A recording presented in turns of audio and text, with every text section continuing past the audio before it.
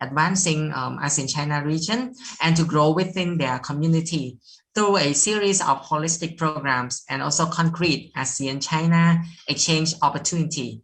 So our biggest focus, we also build cross-border competencies and interpersonal soft skill. So by doing so, seekers will be equipped with the necessary skills and also networks that needed to tap off full potential of the ASEAN-China region.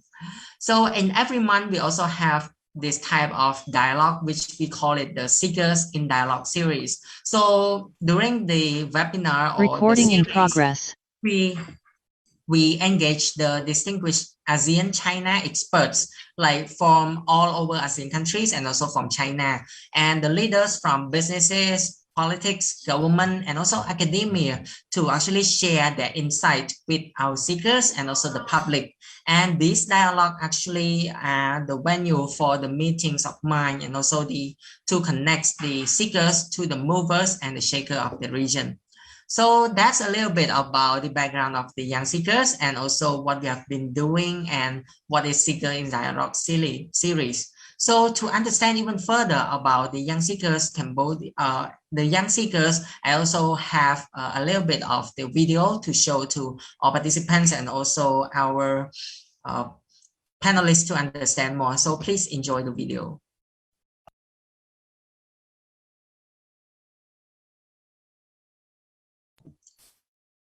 We cannot hear the sound. Could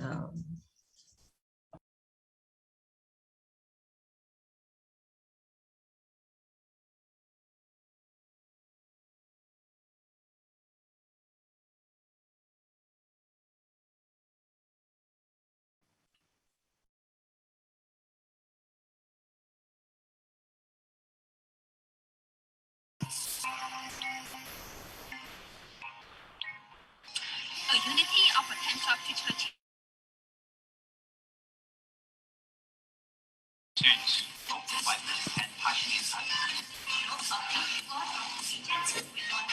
A diverse and well-connected hub of potential youth in the region.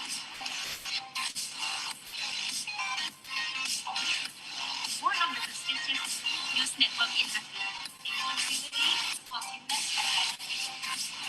a trusted and strategic partner. Diverse, energetic, and youthful vibe.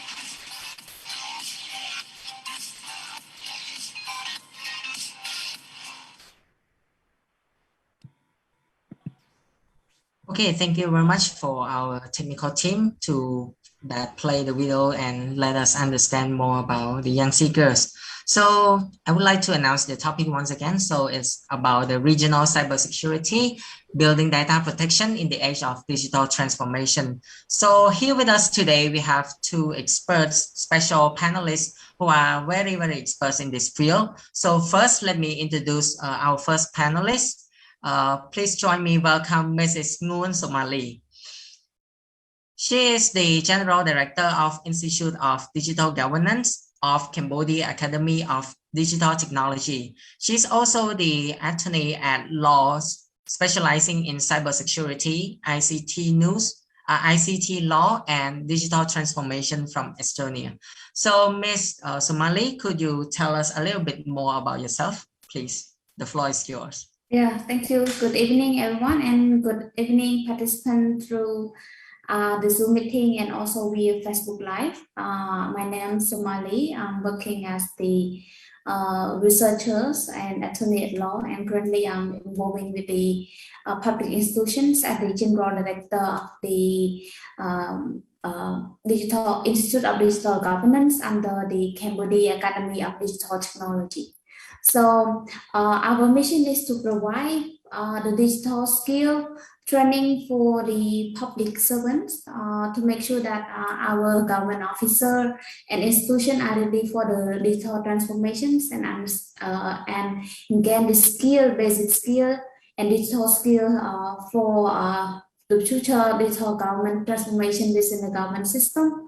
And also we have beside the School of Digital Government, we also have the GovTech Center that we provide the consultations for the public institutions for the take adoption. So in case the public institution would like to transform any service, any platform within the institutions, we provide such service.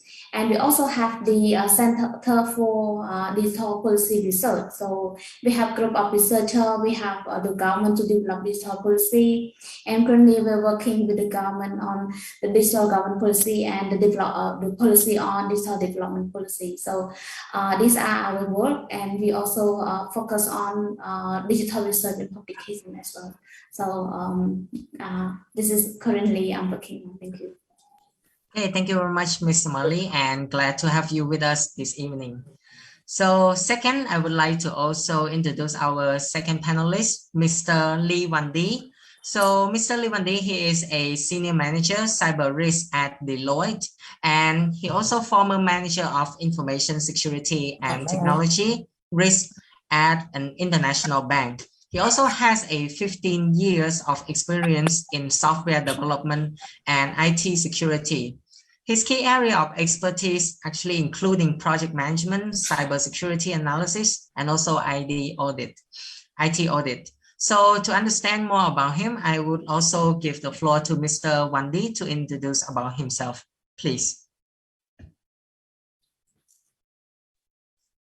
Mr. Wan-Dee, please unmute your mic. Yeah, thank you, Sarah, for the introduction. Good evening, everyone, participants, ladies and gentlemen. My name is Wan-Dee. I am the cybersecurity consulting for 15 years already. So currently, I'm working mostly consult with the financial industry in terms of cyber risk control and implementation. Yeah. Before I start my career in cybersecurity, I was the software developer for international software development firm for around 6-7 years before I changed to cybersecurity consulting service.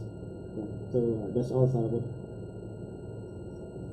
Thank you very much, Mr. Wan-Dee, for your self-introduction, and I'm glad to have you here with us this evening as well. So our participants, I would like to start off our discussion right now. So actually, when it comes to cybersecurity and also digital security, so could our panelists actually tell us a little bit like what is the importance of being secure digitally? So I would give this question first to Mr. Wan-Dee. Yeah, thank you, Sir, for the question. Yeah, so like what is you said, the importance of security in digital era. So what is the importance? So I can say about the importance to personal safeguard. It means it make you conduct online safety for digital hacking. For business safeguard, it's important for the business operation. Your business can be grow faster, aligned with your business strategy. And for society safeguard, it make the public safety. And also this will support for digital economy growth. Yeah. Okay, thank you very much, Mr. Wan-Dee. How about Ms. Somali? Do you have anything to add on for that? Yeah, I would like to add few point. For me, the stay safe online and safe physically are not much different. Currently, everyone like concerned about our security. When we go out, we try to protect ourselves using different measures. So online, we also try to protect ourselves. It causes also harms in different aspects. We could see that we try to protect ourselves from some crimes that happen online, and those crimes cause a lot of bad effects on our personal life, economies, and also to the social as a whole. So it is important to protect yourself online as protect yourself outside the online world. And it is if you are the victim of cyber crimes, probably your friends, your relatives, or your other society member also possible to be the victim of the cyber crimes, and and this kind of crimes is not easy to recover. It's not easy to recover. So it is important for you to protect, and not just for you personally, for the business and for the government and for everyone, that it is necessary to stay safe. Thank you. Okay, thank you very much, our panelists. So we can see that as our speaker, Ms. Somali mentioned, and also Mr. Wendy, that the security of online things or digitally is very important. Not only our physical life that should be protected, but also our digital life should also be protected as well. So as the Young Seekers Cambodia also working according to ASEAN and also the relations between countries and countries. So in your own perspective, do you think why what are the reasons why does ASEAN actually needs to invest more in cybersecurity? So I would give this floor first to Ms. Somali. Okay, thank you so much for these questions. According to some of my research and also the ITU's Global Cybersecurity Index, it seems like many countries in Asia Pacific, particularly Asian member, also didn't receive much rank, didn't receive highest rank for cybersecurity protections. It seems like the Global Cybersecurity Index is assessed using 5 important pillars. First is the legal measures. It means whether the legal framework, the law itself, have protected the society and individuals from such crime happens.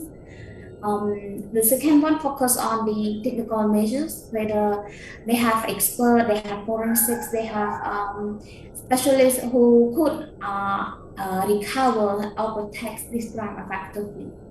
And third one focus on the organizational measures, whether the institution have such measures to prevent, including infrastructures, whether infrastructure is strong enough to protect themselves.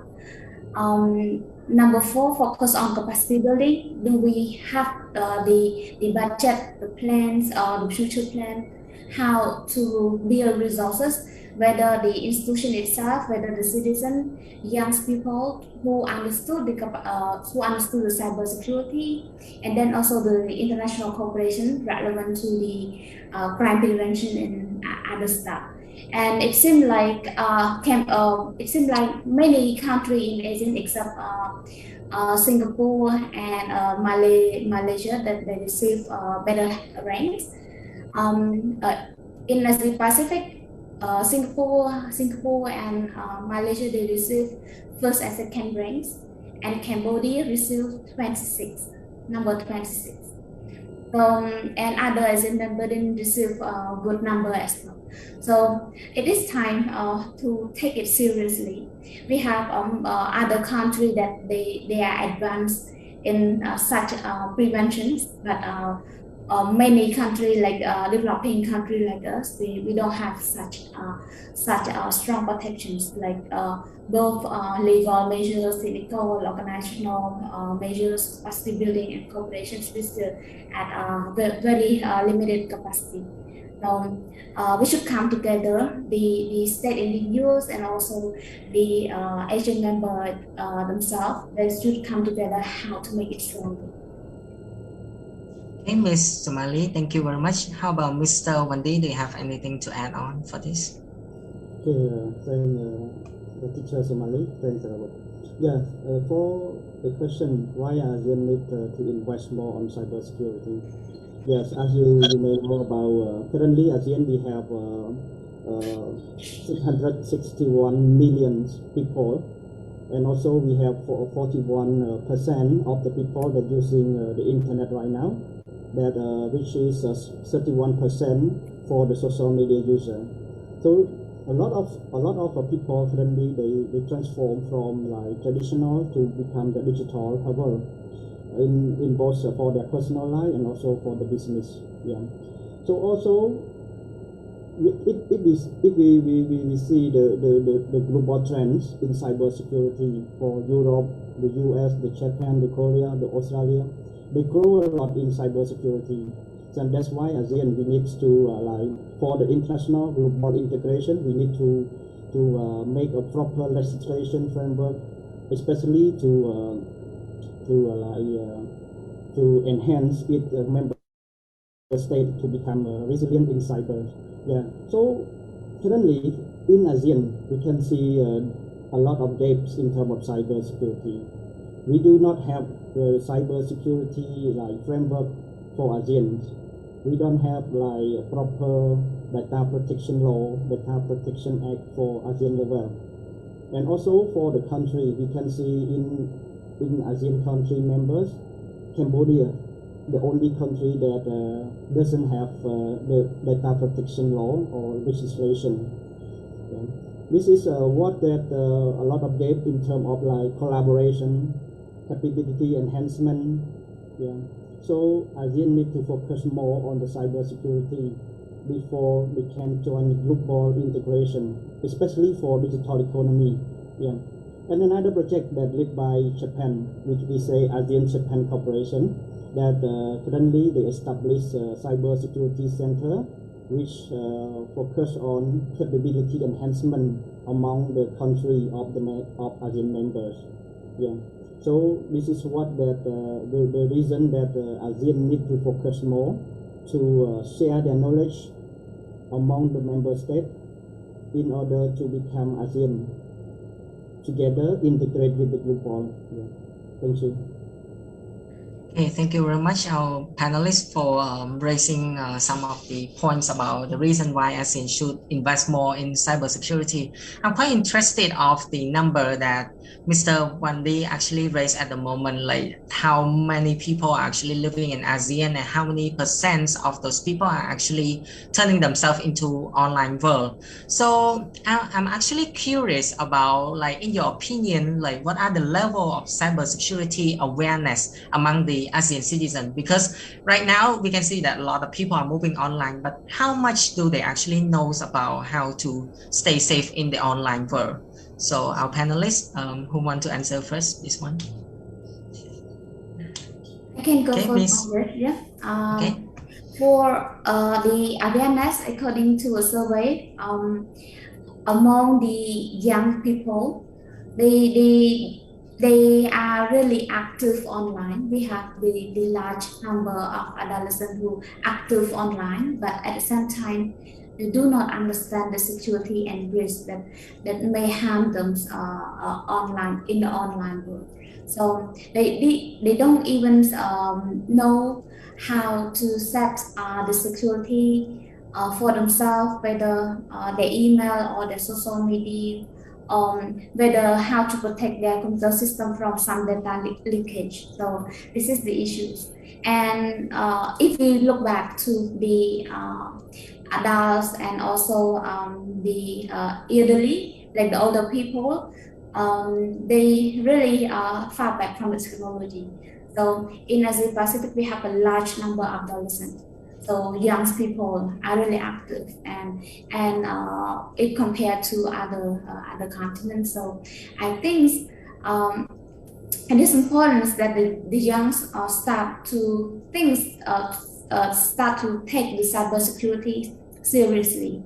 And I can share that in Cambodia as well, according to a report, like a darknet report, they also show that the number in Cambodia also decrease, like people who are like number of crimes decrease in Cambodia, but actually the crimes increase every day, but we fail to cope up with those crimes and how it happens, and it failed to report. And why? Because the young people or people who are victims of cybercrimes, they didn't report what happened to them, or they try to figure out by themselves. So we don't collect all the data necessary to record and how to take measures on it. So this is the issue, that why this is the number is decreased, because we don't have the real data recorded. This is what I can share for now. Okay, thank you, Ms. Marie. How about Mr. Wandi? Yeah, thank you. Yeah, I also don't have the number or statistic for this, but I have one quote from ASEAN National Third. Yeah, he mentioned about the level of security awareness among the people of the state members of ASEAN. Yeah. So before I go on that, I would like to share something about ASEAN also have digital economy strategy, and also reflect to Cambodia. We just released the digital economy and society for 2021 2020 certified. So for this, there are three main components for digital economy. We have digital people, we have digital government, we have digital business. So among of this, we have digital people, reflect back to user awareness or people awareness. In ASEAN also have some issue regarding to awareness. Like I mentioned, the head of ASEAN National Cert, he mentioned that ASEAN lacks of security awareness for the people. ASEAN lack of policy or regulation or legislation in terms of cybersecurity. So by this quote, I can say currently ASEAN lack of level of awareness, which that member state they just like joint statement for cybersecurity in 2018. In the 32nd ASEAN Summit. They raised about the concern for user awareness, also the capability enhancement and collaboration. That these three main components they need individual country focus and share together to enhance ASEAN cyber security, especially on users awareness. Okay, thank you very much, Mr. Wendy. So as our panelists answer at the moment, I actually noticed the other thing that Miss Somali actually mentioned about the data leakage that actually could be happen, and it actually brings a lot of harms to the people. But I'm wondering what are the major risks or the negative impact that could actually happen because of the data leakage. So Ms. Somali, could you help elaborate on that one, please? Yeah, regarding data leakage is a serious issue. It depends what type of data, and it depends what type of purpose the people trying to steal that kind of data for. So some data it contain like we could identify two type of data. First data is your personal data that some like the online theft they try to gain it for their economic gains, like they chase after the money. So probably they use your personal data to personalize, try to be used, like we call identity theft. So they can use your identity, your names, your pictures to be like to commit some crimes. They may commit fraud online, commit fraud against your family member or your friends and other member in the society. And we see such news every day on Facebook posts, on news, and it happens everywhere. They also some data that could be more serious, like your bank account access or your other informations that are necessary, and also the data that make available online, they can access it, and they can also generate it into the big data informations, and then they sell it, because the big data, the informations is the new oil, is the new gold. So they can get many benefits from it. For many businesses, they use big data to analyze the current status of the society, the economy, and the consumer behavior. So they know that what kind of habit, what kind of products, what kind of colors, what kind of customizations the people want. Like Cambodia, if they want to understand the Cambodians or young people behaviors, they try to get all those data, and then they try to use some things that match our needs. It can be positive, it can be negative, but some data could be harmed, like your identity, like your personal information, email account, bank accounts, and it also cause some threats. Like if you have seen some online kidnappings, so it seems like they straight you. They like it. It seems like they kidnap you and then they straight your family, and then your family have to transfer the money to them because they are afraid that they will do the bad thing to you. So these are some kind of threat that can cause online, and those kind of data. Me myself or young people at my age or younger than me, we don't really understand that why sharing our personal information, our pictures online, our family, relative, and our social connections could harm us. So that's why there's a lot of debate on Facebook that why you should set privacy settings and why they shouldn't steal your information and sell it. And there's a lot of debate on it. And I think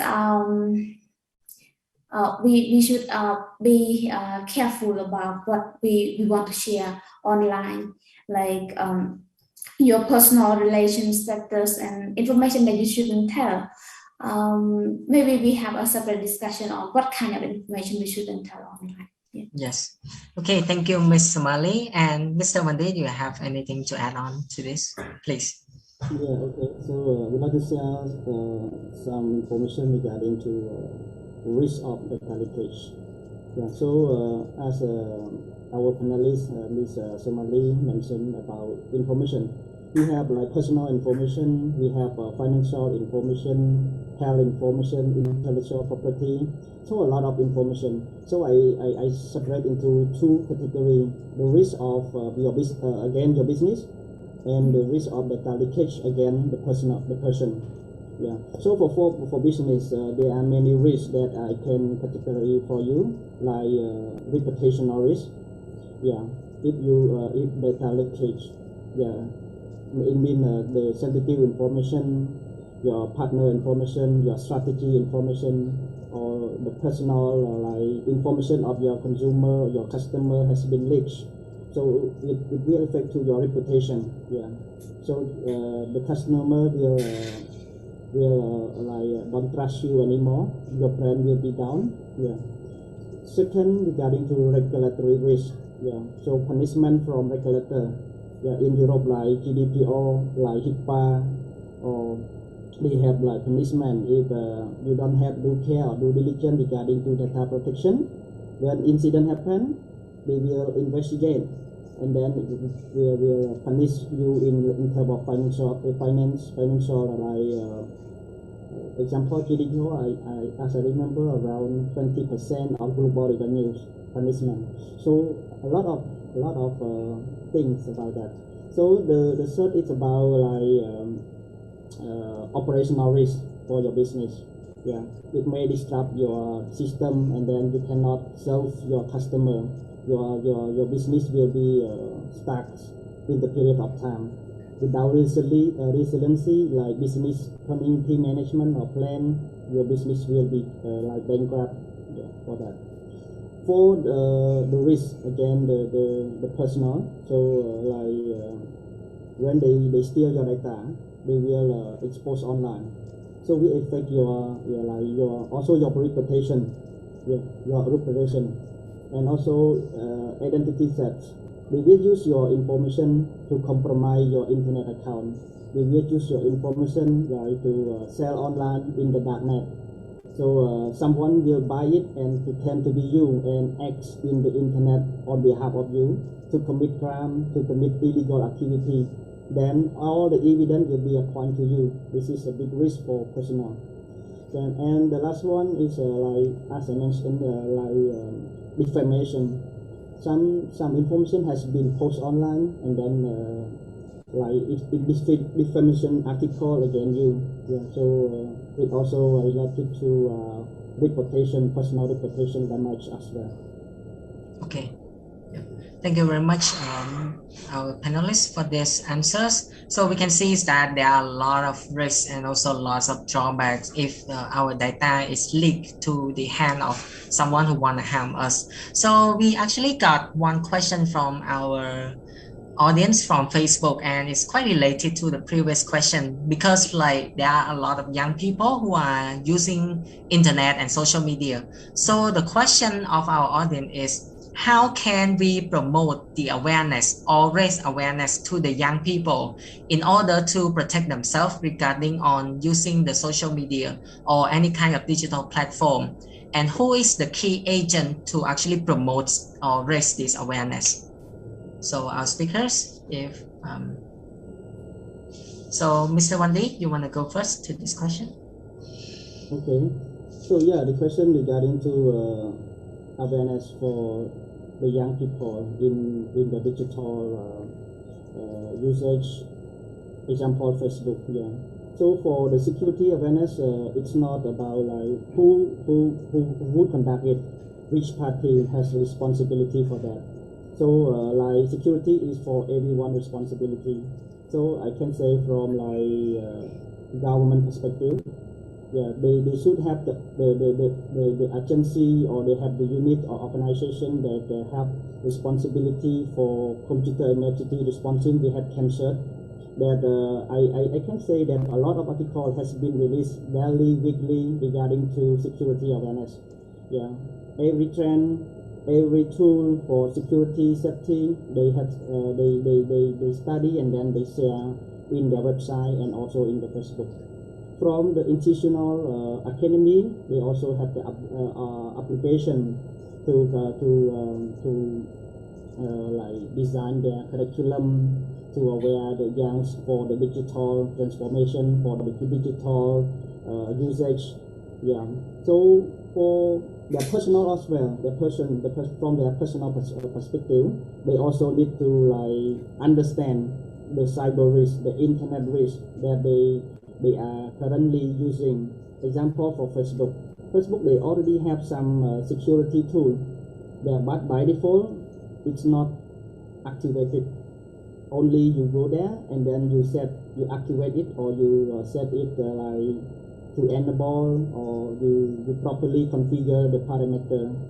So all the parties need to do care for that, not only for government agency or academy or companies. Also the person himself, that he need to understand the relevant risk, the relevant setting of the tool, of the technology, and then they start to activate, to gain the benefit from that tool, to protect themselves in the digital world. Okay, thank you very much. Ms. Somali, have anything to add to this question? Yeah, I have 2 points. I think Oh, sorry for the interruption. Okay. Yeah. For me, I think for the first important start is yourself. The young people who use social media, if they want to stay safe online, they have to start from themselves. And how to start them? Don't rely on anybody that will come to assist you when the problem happens, because such kind of crimes is the broad crimes, and if it happens, it may bring some loss unintentionally. So we are young, and the technology is now developed, and you may access to many digital content available online, books, and also YouTube video about cybersecurity, social media settings, how to stay safe online. So you need to go online to search how to stay safe online. This is the first step that you have to take. And the other factor we may consider about the legal framework, that the government may adopt such framework to promote and to protect and to prevent from such crime happens.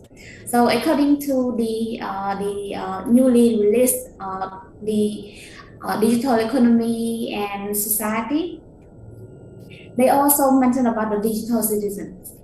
When they talk about the digital citizens, it means that the citizen understands how the digital work. It may be the security, it may be the maybe the security, it may be the digital skill that they needed to survive. At least we call it the key survival online. So they will develop some kind of awareness program, campaign, video, and they also work with the Ministry of Education to develop what we call the digital basic skill knowledge from the public school to the university. So according to the draft of the digital government policy, they have to work with all sectors to promote from the young kids to the adolescents and to the citizen as a whole to understand the basic skill of digital. So it will be the next step. It takes time.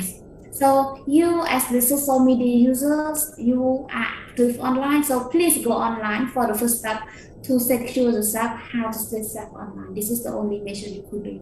And then about other methods we could discuss at a later stage, how we could prevent ourselves and how could we protect our country and Asean as a whole from such a threat. Okay, thank you very much for the answer. So we can see that everything is actually starts from ourselves first. We have to understand like what are the harms and also what are the things we can do to avoid those type of data leakage. So talking about data leakage and also the personal information that could be leaked, we can see that right now there's tons of apps, tons of websites that actually provide us the free feature for us to, sometimes it can be some type of game, sometimes of designing tools or anything. So how to actually identify the insecure application or links that can actually harm the user's personal data? Because sometimes we see it as fun, so we just click and play it without knowing whether it's gonna harm us or not. But how to actually identify that which link is harmful or which link is not? So our speakers, Mr. Wandi, can you help with that? Yes, thank you for the question. I would like to share for like a lot of incident for that they install some malicious app. They click on the link, provide the token. They go to phishing site and then provide the information. A lot of incident I have been received so far in regarding to this. So I share for app how to spot some malicious activity from the installation app. So we have two for desktop app. Yeah, mostly when you install the software or application within your desktop, you need to carefully read the term of condition. In the term of condition, they will explain how they collect, how they use, how they share your data among other third party. So you need to read on it. But mostly our people don't read. Just scroll from up to down and then start the next button and then finish. So this is the one critical thing that we allow the app to use our data. It means we consent for the malicious activity of the application. Yeah, we consent that, but we don't read the paragraph carefully. For the mobile app also they have like permission list. When as you already know, for the Android and iOS, they are the same. For the Android, when you install the app, they will pop up the permission request list that need your consent. So please read it carefully. Example, you install calculation app and then they request for camera or video access. It's not reasonable. So you need to carefully read that, and then you deny once, or you spot some malicious request. So you drop the installation and then try to use another app. Yeah, but mostly our people, they don't care about that. Yeah, they lose the care, they do care on due diligence on that. Yeah, so it's not reasonable that you install calculation and then it asks for camera or video access. or contact or your photo access. It's not reasonable. This is how you spot the malicious apps. And also sometimes you need to check the blacklist. Yeah, mostly for Google Play Store. They mostly third party. They try to crawl all the apps within the Play Store, and then they list down for the malicious list that you can aware, and then you try not to install those applications. This is also the tactic for detecting the malicious app. And for the web application, web application is a bit hard to detect. Yeah, because like you mentioned, in the latest recent incident that I received from our user, like through the entertainment apps like fortune tellers or some app that for entertainment purpose. You click it, and then you consent to provide them the token, and then those token is your like section. We can say your section to access some application message, or it can authorize the malicious user to do some bad activity.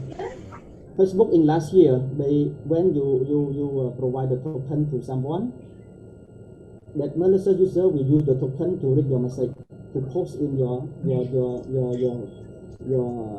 profile. Yeah, but in the next year, like last year, Facebook already updated this. We cannot do anymore. But I noticed some hacker or some black hat, they can bypass this. They can still use the Facebook API to access, convert your token into the cookie, and then get into your account. Yeah, last year it can be like that, but Facebook already mitigate it. But some hacker or black hat can still use this tactic as well. And also for some application, web application, they try to clone the legitimate one, and then they try to make a phishing scenario to steal your information, to compromise your internet account. So you need to spot the URL, the URL, whether it is a legitimate one or it's a fake one. You need to carefully read one letter by one letter, because sometimes, like example, the legitimate website without s.com, and then they buy another domain that very similar with s.com. So you cannot easily to spot the difference between the legitimate one and the fake one.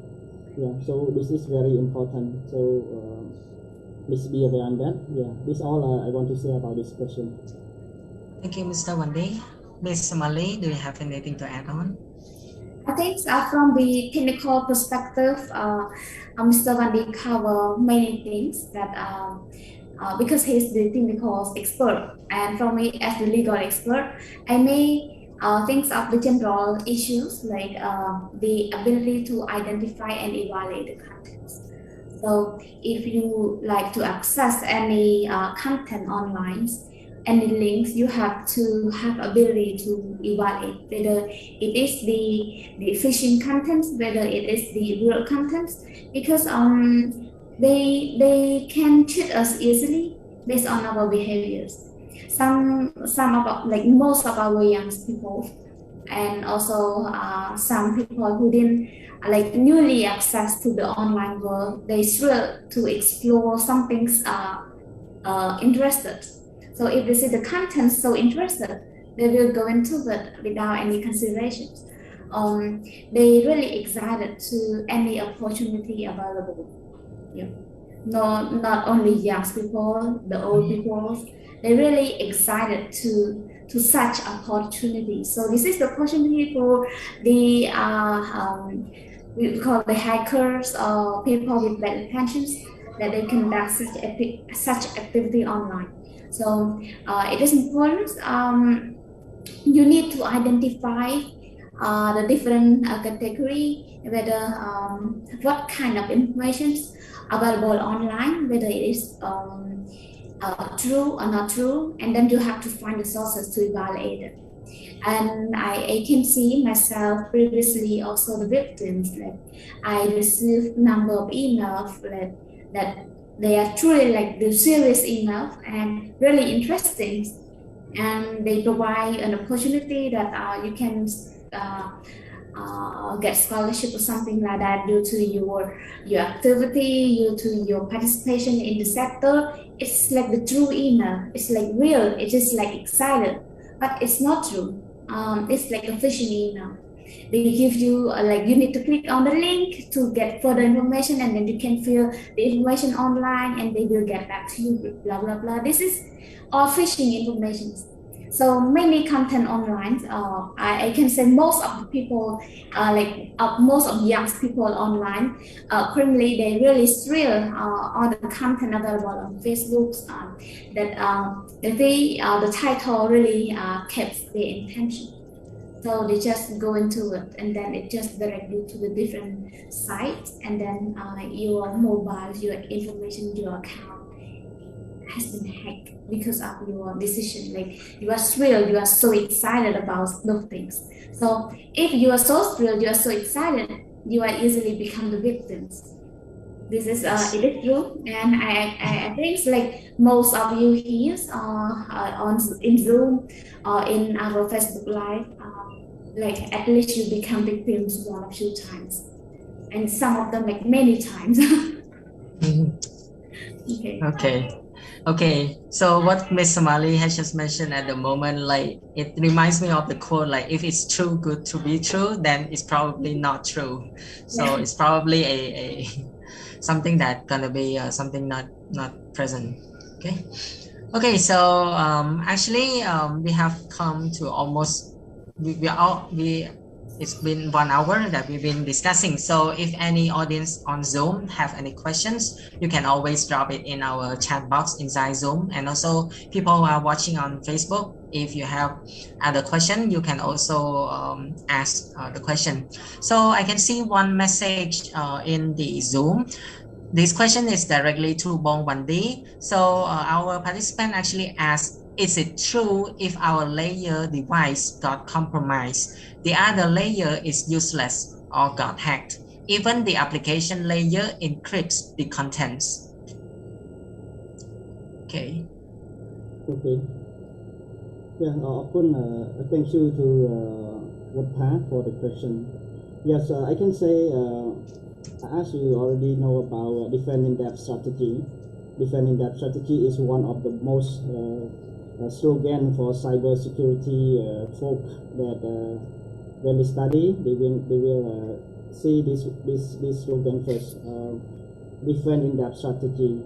So for defend in depth strategy is very important for especially for implementers, technical implementer that they need. So they cannot rely only for network device. For this one, he mentioned for network device. So we cannot rely just only one single point of failures. We also, there another term we can say single point of failures.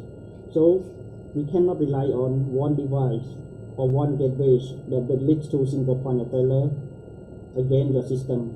Yeah. Also for this device, so I can say about defending that strategy. You need to deploy the security control from the network perimeter till end user. Yeah, end user. Your customer, your employee, your partners. So this control will help you to remediate the risk. If one layer fell or one layer has been attacked by malicious user or malicious hackers, then another control will be compensate or will be helping in protecting again another the threat or the malicious activity. So in this term, if like the network device fails, it protection. So it comes to application. Yeah, and application we have a lot of control like encryption. We have like audit trail to detect the activity of the user. We have like IDS, IPS to detect the system hacking attempts, to detect the system scanning. So it will alert, and then the administrator will take action immediately. Yeah. And also we need to focus also on the user awareness. Yeah, we train the user to avoid the human errors. We try to educate people to eliminate the human error as well. So this training depth is very important. So like we asked about if the layer got compromised, another layer is useless. It depends. If those control is like in the same, not centralized. We don't have like redundant strategy. We don't have different in-depth strategy. Yeah, multi-layer strategy for cybersecurity, and then you will be at risk. Yeah, one device has been compromised, log has been deleted, system has been like modified, yeah, like rootkit.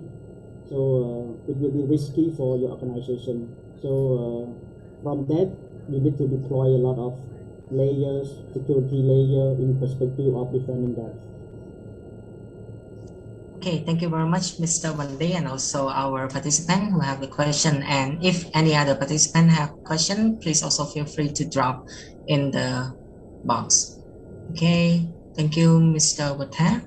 So let's move to the next question. So actually, at the moment, we discuss a lot about how the cyber attack, cyber security incident can actually impact a person. But how about how does the cybersecurity incident can actually impact the society or even the human rights? So I would delegate this question to Ms. Somali first. Okay, thank you so much. The impact is huge because the crime is committed online, and the impact online is usually bigger than anything else. And when it happens, it is hard to recover because informations available online are fragile. They can break easily, and when it breaks, it needs time, it needs effort to recover it. Or like for example, if the banks has been hacked, so if they don't have the strong infrastructure and the strong security, so they will lose ton of money, and it's not easy to recover because the crime can be committed from everywhere, from every corner of the world, not just in Cambodia in case. So in Asian country, if we don't have a strong cooperation, or in other corner of the world in the global issues, we don't have a strong cooperation, we cannot say the cooperation and support from the forensics from other countries to support us. This is the issues. And not mention about big business. What about small business? Like because it takes time, it costs a lot of money to recover it. But the small business that are vulnerable from such crimes willing to spend money to recover it. Whether the governments, they have such connections, whether the government's officer, whether the forensics have enough capacity to recover it. This is the big questions. So it costs a lot of effects to the individual life, to society, to the economy as a whole. We can see like the economy loss according to the cybercrimes that break every year is bigger than the drug trafficking around the world. So you see, this is the huge number. When it happens, it is huge and it is hard to recover. So I think there's a lot of measures that we need to take. And those measures take time, and take effort, and they need resources, both human resource. They need resources from the government, from the cooperation, international partner, international organizations that are working on it, and also the budget that they reserve to use to recover such damage. The infrastructure that they're willing to invest to prevent it from happening. So the infrastructure that they're going to invest, not just for the business, it should be centralized. It should be like from the government to the business, to the citizens, to individuals. So those infrastructure that you have to connect it has to be secure. And if it is secure, how much you need to invest on it and how much you invest to maintain it, and how much you have to continually to develop resources to have developed this sector. So this is cybercrime is not a new topic, but because we are new to it. Yeah. It is not news, but we are new to it. So it takes time, takes so much of it. I see. Thank you very much, Ms. Malay. Mr. Wande, you have anything to add for this question? Yeah, regarding the question, I said I only have few points to add for the consequence, the impacts of cybersecurity incident or data breach to society and Yes. Human rights. Yeah, so for society, the cybersecurity incident or data breach lead to mistrust, like I mentioned earlier, regarding to reputation issue, reputational risk that may occur against the company, against the person. So it will make the untrust among the society, the community. Example, you try 20 years, 30 years to build your brand, to build your business, to become a stable operation. And incident happen, your data has been uploaded online, has been sold online, and then people don't trust you anymore. They don't trust you. Yeah. So the one thing is regarding to interest in community. The second for psychological effects. Yeah, it will affect to the people feelings. They will afraid, they scare something. So it also affect to the community that they are living. And also for disruption is in terms of some business, they provide a service for people, like supply chains, product deliveries. If there has been compromised, the operation has been disrupted, and then it will affect to the supply chains among the community as well. And regarding to the effects to the personal effects, we have some things like privacy concern. You will think a lot, become depression sometimes become depression. You're concerned about your data. If the hacker upload, if you don't pay them the money, and then what will happen? Your photo, your secret information, your financial information will be published online, and then you will be defamed among your friends, your family. Yeah, so a lot of things that will affect privacy violation, personal safety concern. Yeah, so these are the point that I would like to share regarding to this question. Okay, thank you very much. I also would like to add something about human rights issues because I forgot to mention it. Yes, please. Previously, our human rights law, international human rights law, like universal declarations of the ICCPR, they didn't mention about the internet rights. They mentioned about the physical rights because we don't have the internet available or it is popular at that time, and not many people are victim of it. So they don't bring it to the discussions because we are not working to such digital transformation yet. But lately, because there's a lot of issues caused online, the rights has been violated. So they create additional principle to ICCPR about the digital rights. It means that if your rights are protected physically, so it means it also protected online. So it means that your freedom online are equal to the physical rights. So your rights to your privacy, your personal information or expressions are equally protected online. And also this principle has been interpreted in different ways. So when such crimes happens, we need to know whether the national law has been integrated, those principles, whether the law has been protected and protect the minimum interest of human rights. So like the gather of data, the access of data, the private surveillance, and many things.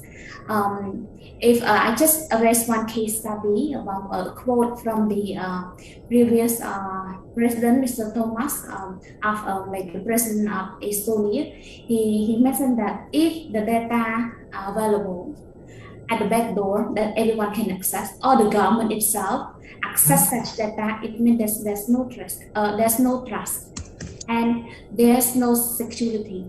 So if such thing happens, no matter of what purpose, it is a breach of security, it is a breach of trust, and it is a breach of human rights. And also, according to the general data protection regulation, we call GDPR of the European Union, it means that all the data that you need to access, you need to ask permission from the owner.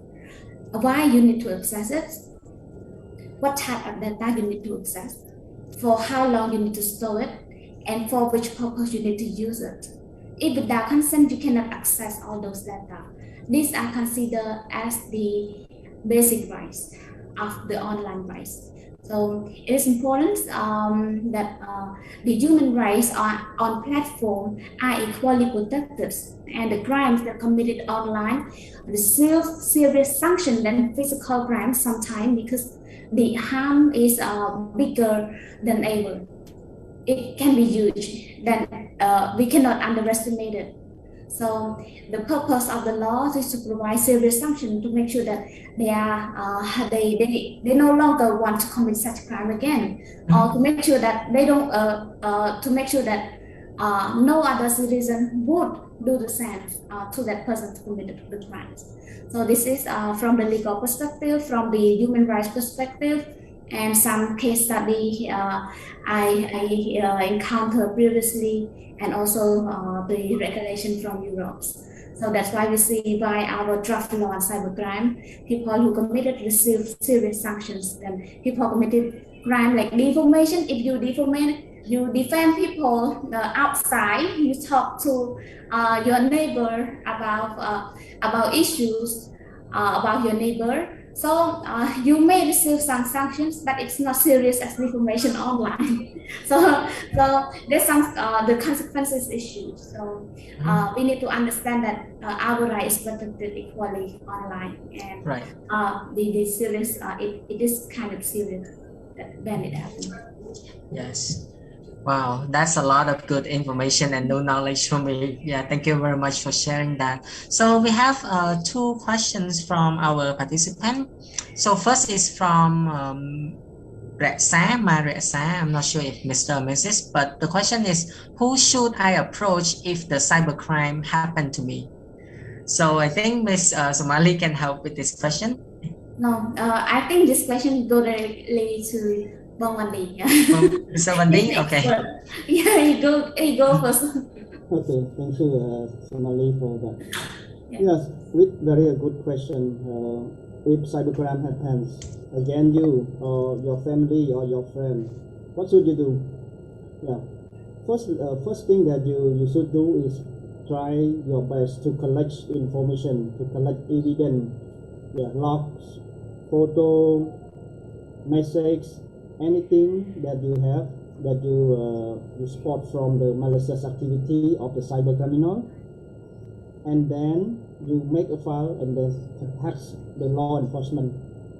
If you are living in Phnom Penh, we have a cybercrime office which is under the we can say municipal police. Yeah, you can contact him by you can go to their Facebook page and then contact him for like how you apply.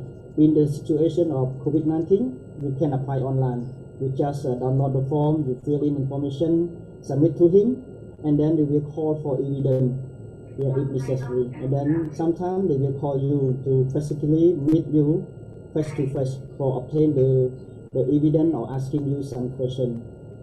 If you are living in Siem Reap or Poi Pai, you also the cybercrime unit also have office level under the provincial police that you can put the complaint of the cybercrime case. if you are living in Phnom Penh, there are secondary that you can put the complaints in the anti-cybercrime department, Ministry of Interior. Yeah.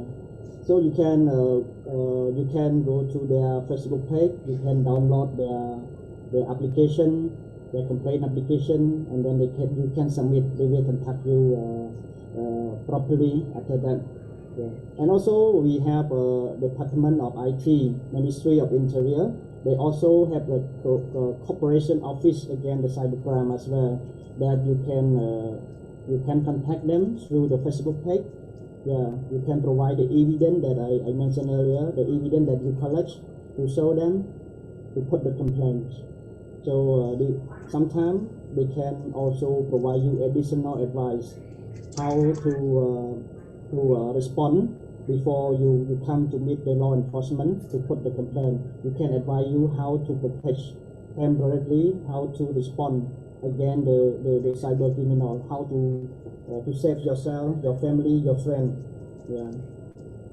And also I'm okay for you if you have anything regarding to cybercrime. You can call me, you can contact me through Facebook or Telegram. I'm happy to provide you a first response mechanism or advice before I can link you to the law enforcement as well. Yeah. Any province that I have the contact point, I will provide you, and also I can call them to contact you. Yeah, simultaneously as well. Yeah. Thank you.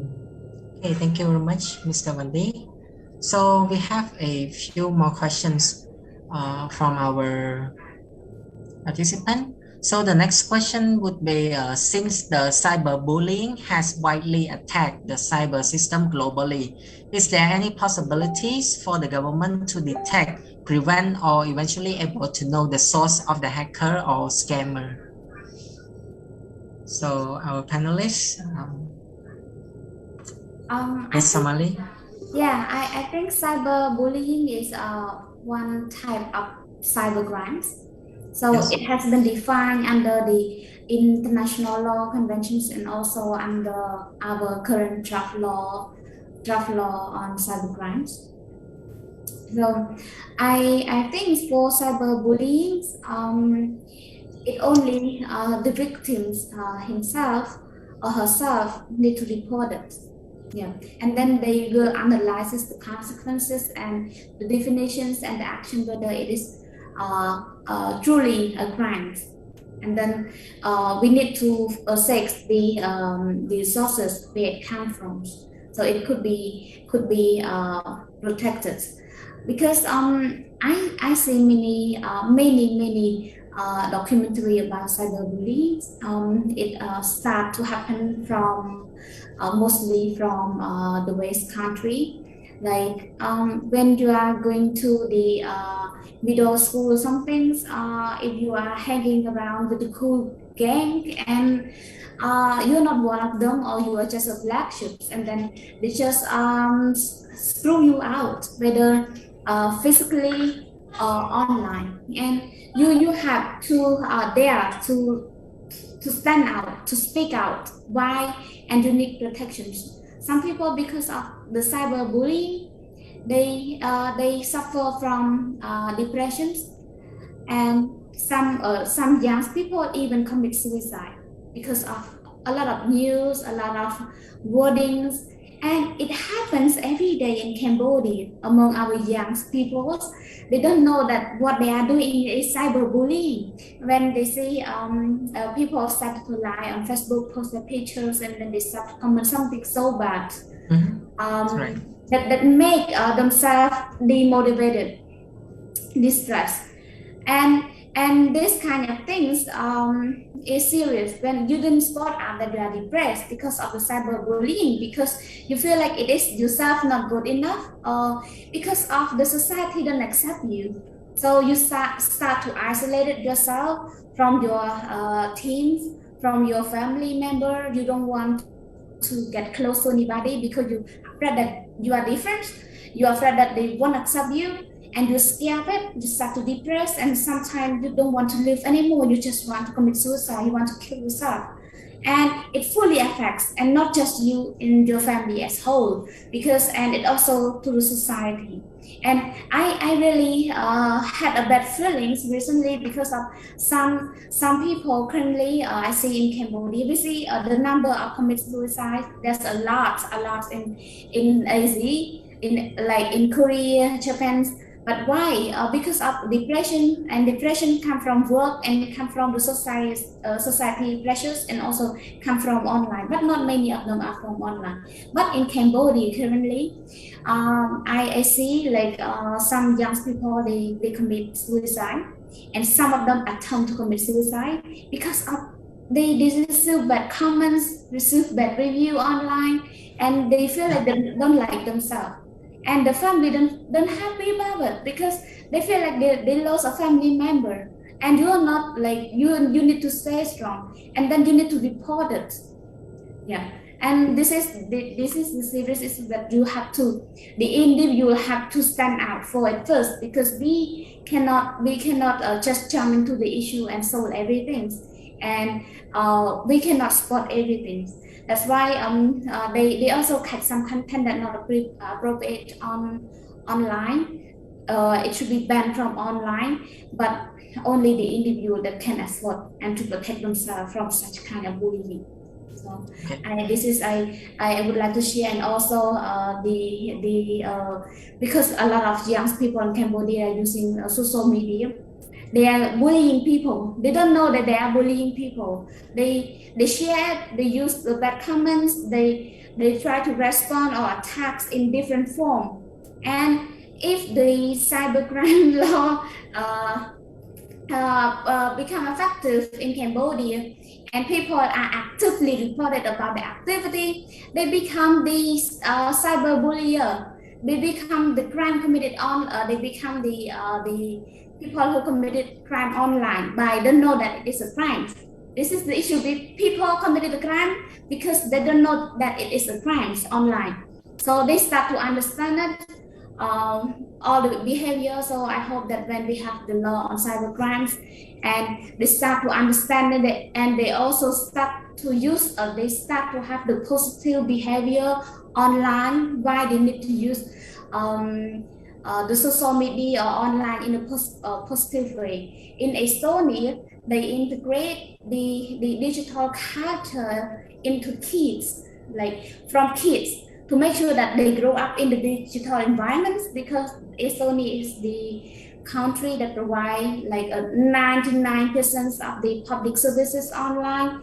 People can dominating online, and they grow up at school using the digital tool. So them to make sure that they grow up in the digital environment with very positive behavior, they have to plant the seed, the positive seed inside their brain, inside their behavior, and it also have to come from the family as well. In Cambodia, we are used to it. We just work. Okay, it is Facebook, it is Instagram, it is social media, it is TikToks. You can do many stupid things, and you don't know that whether it is positive or negative. So you need to identify it. Okay. So start to plan the positive behavior online. Yes. Okay, thank you very much. Okay, so I think there are a few more questions, but since we have limited time, so we'll go to one more question. So each social media platform has its own policy, particularly cybersecurity policy to protect users from any fraud or deception, as well as data leakage. There are also the number of content moderators to check on users' content. So as a private sector and relevant stakeholders, what mechanism should they have to cooperate effectively with each other and solve this issue? And also how to protect people, especially minors, from any harms caused by cybercrime, such as human trafficking and child exploitation. Yes. So, Mr. Wandi, you want to start with this question? Thank you. So I asked the previous question. I answered the previous question as well. He asked about cyber attacks. Again, the cyber system globally. Is there any possible for government to detect, prevent, eventually able to know the source of the hacker? Yeah, this is very important. Currently, our our infrastructure and our government cannot have enough capability to respond against this control. But as you know about digital economy, we have a core infrastructure, very important. It is the fundamental that support the entire digital economy and society. So digital infrastructure, what is it? It's the main for the critical infrastructure of the country. We can say shared infrastructure. Currently, government established a lot of policy or sub-degrees that mention about like internet gateway. I think you heard about this national internet gateways. Yeah, national shared infrastructure. This is one of mechanisms that they try to align our parties. They use the same infrastructure for like for national tax purpose, for cybersecurity control, easy to manage, easy to detect and answer what you ask for this question as well. So this is not the bad thing that most of the people they think this is the bad thing. This is the censorship against their privacy, human rights, but it's not. It's your benefit. This control will help you, help the people, help the society, and to grow the digital economy of Cambodia. So it's very important for this. And answer to he asked about what the private sector should do. Yes. What is the mechanism that they can collaborate, they can effectively communicate against the cybersecurity. And also the last question about the child pornography, human trafficking. Yeah. So I answer the first question regarding to private sector. Currently, I'm the consultant for the financial BFI, bank financial institution. This is the most critical sectors that they talk about money. If BFI said they said about money, there's a risk provide loan deposit or payment like digital payment, e-wallet, yeah, digital currency, all about money. So I can share you their good mechanism. They under National Bank of Cambodia, who is the regulator. So the regulator, National Bank of Cambodia, they release a framework, cybersecurity framework, for all the bank, the financial institution, BFI or MFI to follow. Yeah, to follow their suggestion control. This is a framework that align all parties together. Very good control. And then the bank themselves, they form association like bank finance, microfinance association, bank association. They establish the association to exchange the information, to share information, to share the concern, to share the experience. And cybersecurity also one agenda that they always talk about, they always share together. Yeah. So this is their mechanism. The individual bank, they implement the control aligned with the regulator requirement. Currently, we have a technology risk management guideline (TRM) that released by National Bank of Cambodia in 2019. Then they should comply from 2021. Yeah.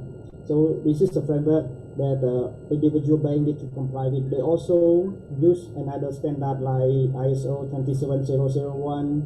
They use another standard of PCI DSS to protect their card holder environment, card holder data environment, to protect Visa card, MasterCard, or the debit credit card, yeah, something like this.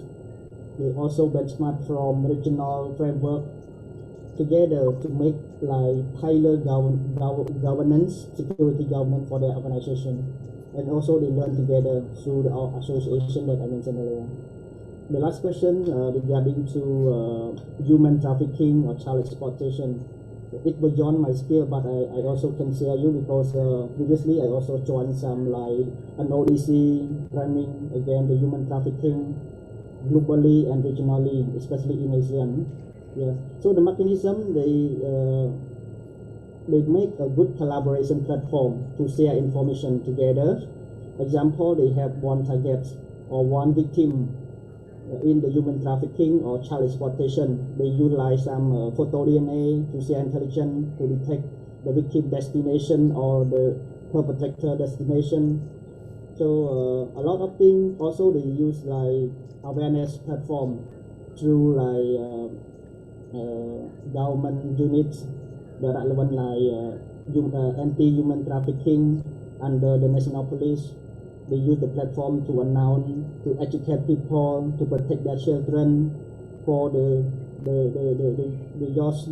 how to like to detect, how to prevent, and how to report if they suspect the human trafficking. They also have the hotline, but I don't remember the hotline for anti-human trafficking department. Yeah, I forgot, but they also have the hotline. And also some organization, they also have hotline that you can seek consultant if you have any issue or you see some incident that you want to report. Yeah. So this is a good platform that I can see from the government or from the organization. Yeah, a good thing that I would like to share. Thank you very much, Mr. Mandi. And actually, I would like to add something on it. Yes, Because Ms. Mandi, yes. to me, it seems like we don't clearly identify and differentiate between cybersecurity Recording stopped. and cybercrimes. Because when we don't differentiate between the cybersecurity and cybercrimes, we have the different interpretations and maybe different implications. So when we talk about the cybersecurity, it focuses on the infrastructure. So currently we have the two draft law. The first one is the cybercrime law. If under the draft of the Ministry of Interior, they focus on the physical crimes. It means the crime committed online. They try to identify the difference between each crime, and the sanction. They focus on the sanctions when they commit such crime. What kind of sanctions they should deserve, and many definitions, whether it comply with the international definition or something like that. So it is a physical crimes. When we talk about the cybersecurity, which is now last week, we see in the news that Ministry of Post and Telecommunication launched first discussions about the first draft of the cybersecurity. So the cybersecurity law is focused on the infrastructure. So it means that the national infrastructure and including the obligations of the service provider. So the private sector, they have to comply with the national cybersecurity standard rules, and it have to adapt from the international standard as well. So such kind of infrastructure is important, that if you don't comply with the rules, the law, the standards, it means that you don't provide the proper protections to your customer, then you might face some consequences, because the regulator and the TLC and the of Cambodia, they provide you the license. They also can revoke the license from you as well if you don't comply. So 2 weeks ago, I have a debate with a group of students and also from civil society to discuss about the internet gateway as well, because they do concern that the internet gateway is the another tool to straight the citizen, to straight online citizen access, like straight human rights, basic rights, and many rights online. I think it is a huge misunderstanding if they read the whole purpose of the law. They have a 4 or 5 purpose, and the main purpose is the one of the main purpose I saw in the policy is to protect the customer, to make sure that the service provider, ISP, comply with the rule, the standards, they provide the best protections, and also to make sure that they comply with the tax rules. They are transparent with the government to give to share the benefit with the government. What they have gained from the citizens to be turned back to the sector and develop the sector, not just for their own gain. So this is important, that they have to see some positive side, not only the negative side. I do not, I'm not offensive about it, but I think not only Cambodia adopt this kind of regulations. We are not the first one. Maybe we are almost we become later than the other. So we need to accept it, and we need to see the positive side of it. If it benefits the society, it benefits every one of you, then we should be happy that the governments and the ministry effort to make it happen. And then we will have more law coming on the way. We have the policy on digital governments, digital development policy, and we have the cybersecurity law, and then we are now start to thinking about the data protection law under the Ministry of Post and Telecommunications. Many things are on the way. So we should be happy that we start to think all those aspects that many other countries in the world, they already have it in place and we don't have it yet. And we start to have it, and then we need to push it forward to make it happen. Yeah, thank you. Okay, thank you very much, our panelists. So I see one last question, but since now over time, is it okay to take one last question? It's a good question. Okay. Okay, so I'll read the questions out from Cyber Use Cambodia. They ask how to protect our personal data with company and especially the online service provider. So please, our panelists. Mr. Wandi, yes. This is a good question, and it related to our discussion today, our topic. So the question is the last one, and also the summary of our discussion today, as I guess. Thank you, Bong Pandit, for the good question. So I would like to share the mechanism, how you to protect the personal data within the companies, especially between company and service provider. First thing,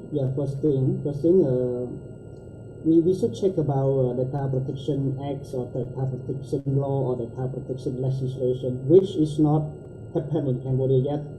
Yeah, but in this is the first thing you need to check the relevant law regarding to the data protection legislation. In Cambodia, we have a criminal code, we have a civil code, we have a constitution article or relevant by electronic commerce law also mentioned about the data protection obligation.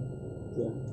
So firstly, you obtain all this regulatory requirement, and then you start to establish the organization data protection management program. We can say DPMP, data protection management program. But mostly organization they establish security governance program, which secure personal data security under the security governance. But some organization it doesn't have the security governance or information security in ISMS, you can say the short ISMS. They don't have security governance, so they should mention about data protection management program. So here we have a responsible party like data management office, yeah, with the individual person or group of the person that take care about the compliant day-to-day business process to ensure that the data security is comply with requirement, the regulation requirement, the business policy or business standard. Yeah. So he is one. And also to ensure the data compliance or data security among the company with third party. Yeah, third party. So third party, we have a partner, we have a customer, we have a service provider, vendor. So here also the obligation that the company should conduct, should do care due diligence when they engage with the third party. We need to ensure when they link the system to the third party, when they handle the data to the third party should have capability to comply with the requirement that mentioned in your data protection management program or policy. Yeah, to comply with the Data Protection Act, law or legislation. Yeah. So the company should ensure on that. The company should make sure that the third party, the service provider, for example, when they contain the information, the employee information, personal information of the customer, they need to conduct like control implementation, example, data encryption. Yeah, data encryption. They should like masking some sensitive information. They should masking before they put the data address they store in the database or somewhere else. So they need to ensure. Yeah. So this is the application that company should do, which under the Data Protection Management Program, DPO office that ensure about that activity. Yeah. Okay, thank you, Mr. Wendy. Ms. Manley, you have anything to add? Mr. Wendy covered most of the things. I would give some example of the online services that we may access. From my previous research, I focus on the data protection in e-commerce. So some business providers online, sometimes they are seeking information that are not necessary. So some personal information that not necessary they are obtained from us, and they don't give us the guideline and why they need such information and how they're going to use it and how they're going to store it. So for such services, you have to consider seriously whether before you give your information, it is the right to provide such information. So they ask us to give unnecessary information relevant to the services. This is important. So when we talk about the international law or GDPR, they didn't set such a rule that you are asked personal information that are not relevant to the services. And it should be stated under our law as well, because some company they collect all those information from us, and then they use it in the different purpose from the service we are obtained. So they sell the information to the outsider, and you may counter some experience that you receive strange call from different company, from real estate company, from insurance, and many other services every day. And why you receive such call? Because they receive your information. They may think you are their target, so they reach you without your consent. They just call you. They take your personal time, and you are in the middle of a meeting, and then your phone just ring, and then they just call you to provide you the information of their services. And why they receive such call without our consent?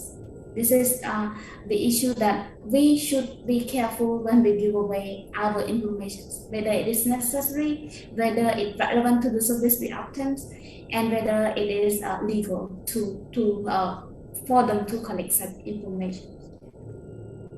Okay, so yeah, thank you very much our panelists for sharing a lot of insightful knowledge here with us this evening. And seriously, I don't want to end this session at all, because there's a lot of good questions and answers coming up. But yeah, by the way, we have reached our time limit. So before ending our panelists, I would ask for is there anything you want to say before finishing the event? So Mr. Wendy, do you have any word for our participant, please? Thank you so much for the young seeker for having me for such seminar. It's really interesting, and I see many young people are here with us on Zoom. I think they are really interested in such kind of new topics. So my last word is that we need to protect ourselves, and we ourselves it starts first from ourselves, and then we need other aspects. So I would raise the 5 important points that I think it is necessary for us for Cambodia and for Asean as a whole to improve the cybersecurity and prevent ourselves from the high risk. Like the first one is the personal measures. So the individual have to have ability to analyze the risk online and protect themselves, and they have to seek for additional necessary skill available online or attend the courses that may have those, and they need to know as well when such crime happens or when they become the victim of cyber crimes or data breach, where can they approach to have such issue solved.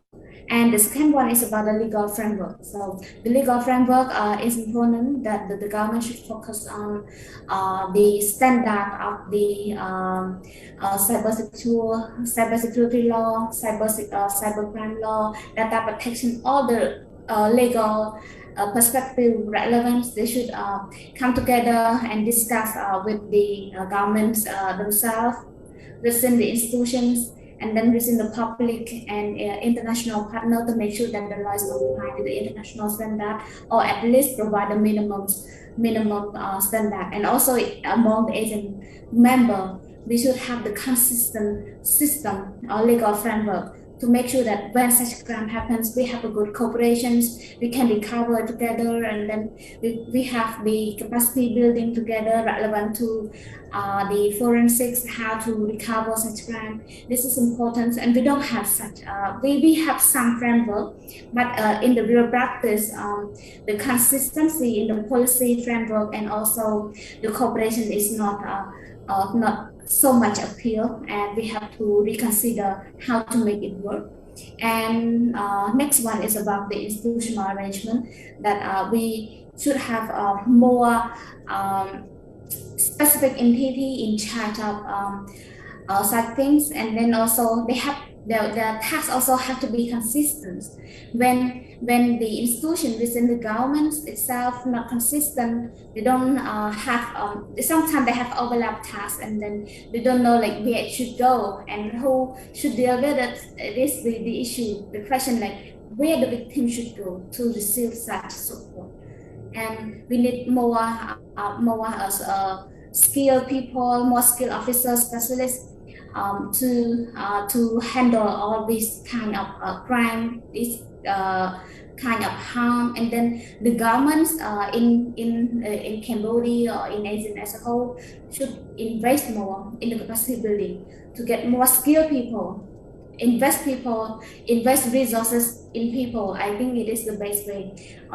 We need huge number of skilled people in the sector to help grow this sector, because we don't have many number of experts in this sector. We find it difficult to, when we have the law, we have the law in place, like we have cybersecurity law, we have cybercrime law, we have data protection, and many other law relevant to the field, and we don't have the skilled people to enforce it. This is the main issue we encounter it. So we need to invest, and then people also need to understand why they should go into the sector and have developed this sector. And I think like there's like a few 4 or 5 points that I have, and I hope that the future of cybersecurity in Cambodia, in the regions, and in the future we can also compete in the international standard. We can find more we call the international cooperations with the international partners. So then we need interventions, and then the services available. This is all my aspects. Okay. How about Mr. Wandi? Any word you want to finish? Yeah, I don't have anything more, but I'm very interested with Miss Sumali speech. Very interesting, and this is what is the one of my mission that I set for the last 15 years in cybersecurity. I want to bring Cambodia to the community, ASEAN community, not under, but not average, but the outstanding one. Yeah. So I practice this in the portion of private sector so far. I have a meeting with my friend, ASEAN friend. Firstly, they don't know Cambodia. They don't want to talk with us regarding to cyber, because they understand we don't have law, we don't have effective control, we don't have experience to talk with them. But time to time, until now, when we talk with them, yeah, they're happy to share experience. So I want to see Cambodia resource in terms of capability enhancement, in terms of framework, legislation, policy framework will be established, will be adopted, yeah, in terms of like digital economy support, and also to complete like global integration as well. If we don't have law, we don't have control, they don't want us to integrate with their system because it's risky for them. So this is one that our big mission from all parties that I mentioned. We have three main parties: digital people, we have digital government, we have digital business. So digital people, we need to learn the technology. We need to enhance our skills regarding to cyber, because cyber human resource is currently we cannot fulfill our market demands. Yeah, so we need a lot of people, especially for governance, for high level security governance or ICT governance. So I think this Somali will have a lot for this, because she leads a institution that educate, that train people to be a good governors, ICT governors. So all people of Cambodian, please join together with government, with private sector to enhance our capability to be ready for the global integration. Yeah, thank you. Okay, thank you very much, our panelists. So thank you, Ms. Somali, and also Mr. Wandi for joining us. It's a privilege for the Young Seeker Cambodia to have such an expert to share the knowledge and also raise awareness about cybersecurity to our young people. And I hope our audiences and participants have learned a lot about this. And yeah, see you for the future events. But before ending this, could you please turn on your camera, and we want to have a group pictures to keep it as memory. So please turn on your camera if you could, and we will take the group picture. Okay.